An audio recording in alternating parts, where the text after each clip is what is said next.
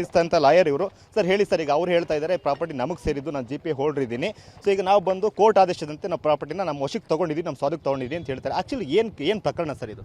Sir, ಸಂಪೂರ್ಣ ದಾಖಲಾತಿಗಳನ್ನ ಪರಿಶೀಲಿಸಿದ ನಂತರ ಅವರು ಪ್ರಾಪರ್ಟಿನ ಪರ್ಚೇಸ್ ಮಾಡಿದ್ದಾರೆ, ಅವರು ಸ್ವಾಧೀನದಲ್ಲಿ ಇದ್ದಾರೆ. ಈಗಾಗಲೇ ಅವರು ಏನು ಈಗ ನ್ಯಾಯಾಲಯದಿಂದ ಆದೇಶ ಪಡ್ಕೊಂಡಿದ್ದೀವಿ ಅಂತ ಹೇಳ್ತಾರೆ, ಯಾವುದೇ ರೀತಿಯ ಆದೇಶ ಅವ್ರಿಗೆ ಆಗಿಲ್ಲ.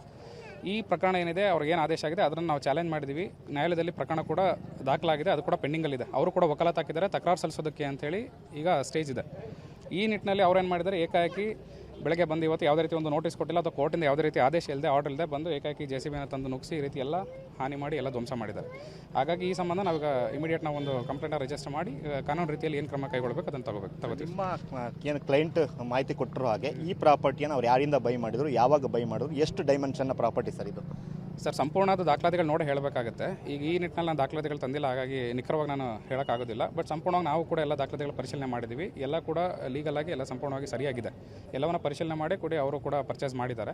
ಇವರೇನು ಈಗ ಆದೇಶ ಏನು ಪಡ್ಕೊಳ್ದೇನೆ ಕಾನೂನು ಬಾಹಿರವಾಗಿ ಬಂದು ಈ ಕೆಲಸವನ್ನು ಮಾಡಿದ್ದಾರೆ. ಇದಕ್ಕೆ ಸಂಬಂಧಪಟ್ಟಂತೆ ಕಾನೂನು ರೀತಿಯ ಕ್ರಮ ಕೈಗೊಳ್ಳುವುದು. ದೇವರಾಜ್ ಅಂತಕ್ಕಂಥವ್ರು ಹೇಳ್ತಾ ಇದ್ದಾರೆ, ಇದು ಲ್ಯಾಂಡ್ ಓನರ್ ಬಂದು ಲಕ್ಷ್ಮಮ್ಮ, ನಾನು ಅವರ ಲೀಗಲ್ ಏನದು GP ಹೋಲ್ಡರ್ ಅಂತ ಹೇಳ್ತಿದ್ದಾರೆ. ಮತ್ತು ಕೋರ್ಟಿಂದ ಆದೇಶ ಆಗಿದೆ, ಹಾಗಾಗಿ ಇವತ್ತು ನಮ್ಮ ಲ್ಯಾಂಡನ್ನು ನಾವು ನಮ್ಮ ಪೊಸಿಷನ್ಗೆ ತೊಗೊಂಡಿದ್ದೀವಿ ಅಂತ ಅವ್ರು ಹೇಳ್ತಾ ಇದ್ದಾರೆ. ಸೊ ಕೋರ್ಟಲ್ಲಿ ಆದೇಶ ಆಗಿದೆಯಾ? ಆ ಥರದ್ದು ಲಾಸ್ಟ್ ಹಿಯರಿಂಗಲ್ಲಿ ಏನಾಗಿತ್ತು ತಮಗೆ ಗೊತ್ತಿರೋ ಏನು ಮಾಹಿತಿ ಇದೆ? ಸಂಪೂರ್ಣ ಸುಳ್ಳು ಸರ್. ಯಾವುದೇ ರೀತಿ ಅವರು ಸ್ವಾಧೀನದಲ್ಲಿಲ್ಲ ಮತ್ತು ಈ ಸ್ವಾಧೀನವನ್ನು ಅವ್ರು ತಗೊಳ್ಳೋದಕ್ಕೆ ನ್ಯಾಯಾಲಯದಿಂದ ಯಾವುದೇ ರೀತಿ ಅವರಿಗೆ ಆದೇಶ ಕೂಡ ಆಗಿಲ್ಲ. ಯಾವುದೂ ಆಗಿಲ್ಲದೆ ಆದರೂ ಕೂಡ ಸುಳ್ಳು ಮಾಹಿತಿ ಮೇರೆಗೆ ಅಥವಾ ಸುಳ್ಳು ವಿಚಾರನ ಆದೇಶ ಆಗಿದೆ ಅಂತ ಹೇಳ್ಕೊಂಡು ಈ ರೀತಿ ಕೆಲಸವನ್ನು ಮಾಡಿದ್ದಾರೆ. ಅವ್ರು ಹೇಳ್ತಾ ಇದ್ದಾರೆ, ನಿಮ್ಮ ಆಫೀಸಲ್ಲೇ ನಾವು ಒಂದು ಸಿಟ್ಟಿಂಗ್ ಕರೆದಿದ್ವಿ, ಅಂದರೆ ಮಾತುಕತೆ ಕರೆದಿದ್ವಿ, ಅವ್ರು ಬರಲಿಲ್ಲ, ಕೋರ್ಟ್ಗೂ ಕೂಡ ಅವ್ರು ಯಾರು ಅಟೆಂಡೇ ಆಗಲಿಲ್ಲ ಅಂತ ಹೇಳ್ತಾ ಇದ್ದಾರೆ. ಕೋರ್ಟ್ಗೆ ಅಟೆಂಡ್ ಆಗಲಿಲ್ಲ ಅಂತಲ್ಲ ಸರ್, ಈಗ ಅದರ ಮೇಲೆ ಅಪೀಲ್ ಹಾಕಿದ್ದೀವಿ. ಅಪೀಲ್ ಕೂಡ ಪೆಂಡಿಂಗ್ ಇದೆ. ಏನು ಸದರಿ ಆದೇಶ ಆಗಿದೆ, ಇವರು ಒಂದು 5 ಗುಂಟೆ ಜಾಗದ ಮೇಲೆ ಏನು ಆದೇಶ ಪಡ್ಕೊಂಡು ಅದರ ಮೇಲೆ ಪೆಂಡಿಂಗ್ ಇದೆ. ಅದರಲ್ಲಿ ಇರ್ತಕ್ಕಂಥದ್ದು ಏನಂದರೆ, ಇವರು 65ನೇ ಇಸ್ವಿಲಿ ಯಾವುದೋ ಒಂದು ಜಾಗವನ್ನು ಪಡ್ಕೊಂಡಿದ್ದಾರೆ.